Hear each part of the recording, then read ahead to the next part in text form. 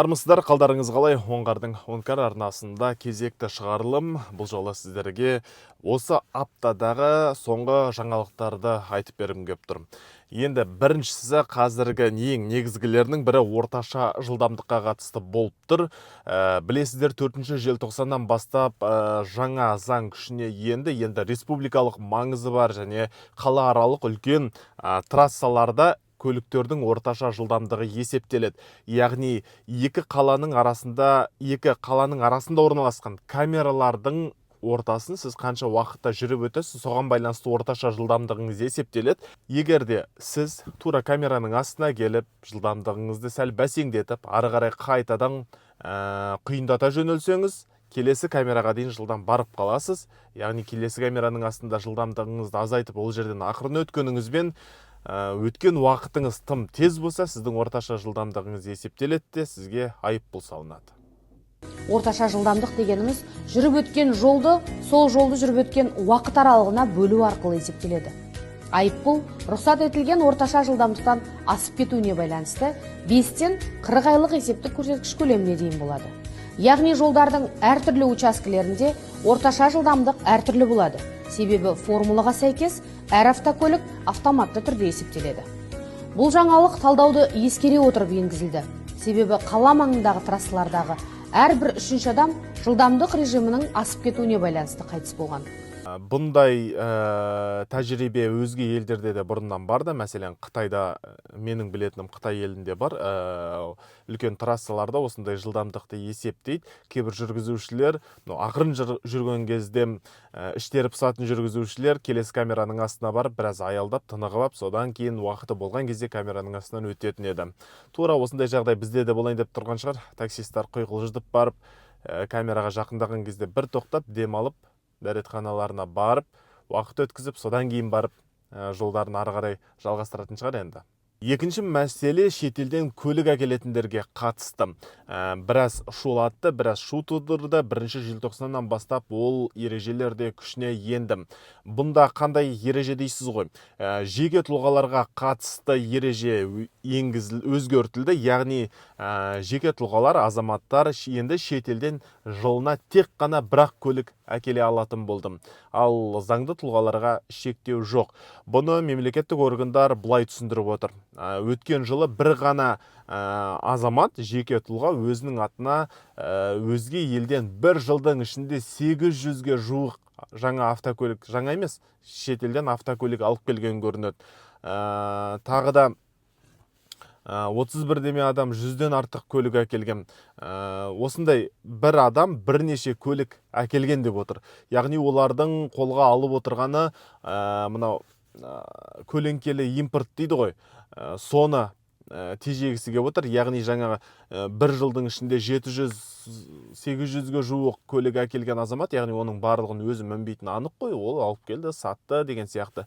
Бірақ ол заңды тұлға ретінде тіркелмегендіктен мемлекетке салық төлемей отыр. Осы салықты төлетеміз деп жаңашылдықтарды енгізді. Енді бұл жерде де біраз үлкен проблема бар, өткенден бері айтылып келе жатыр. Жеке тұлғалар шетелден көлік әкелген кезде салық төлеудің екі түрлі тәсілі болады екен. Оның біреуі әкелген көлік құнының 27%, біреуі 48%. Мемлекеттік кірістер комитеті өздері таңдайды, қайсысын төлеседі дейді.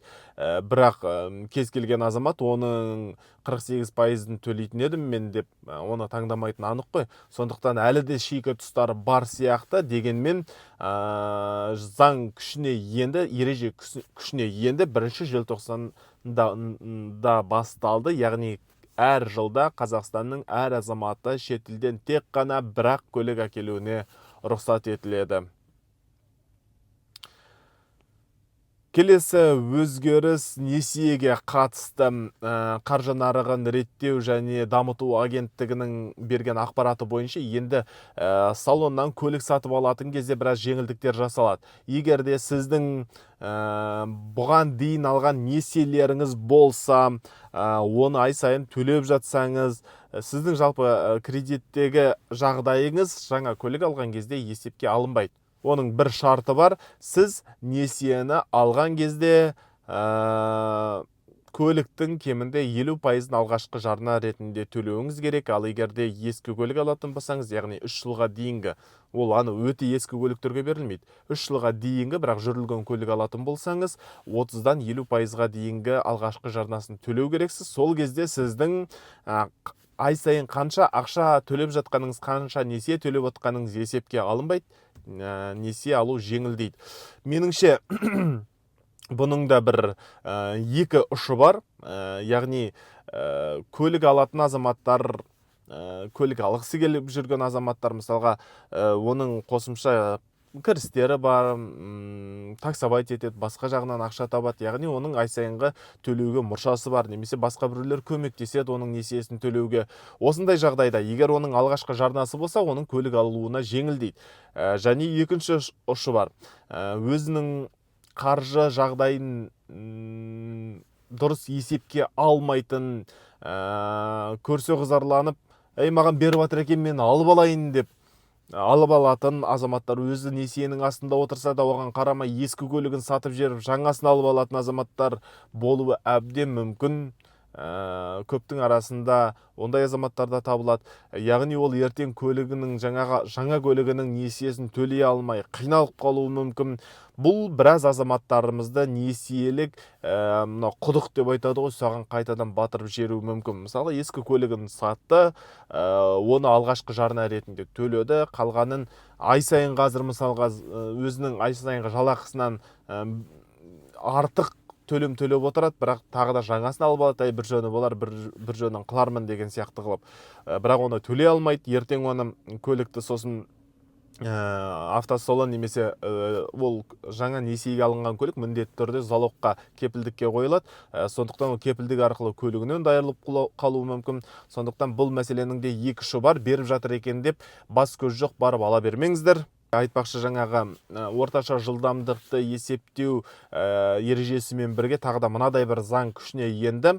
Ол қала ішіндегі жүрген кезде жарық шамдарды, яғни жағып жүру талабына өзгеріс енгізді. Егерде сіз жарық шамдарыңызды алдыңғы ближний фара дейміз ғой, соны жағуға ұмытып кетсеңіз,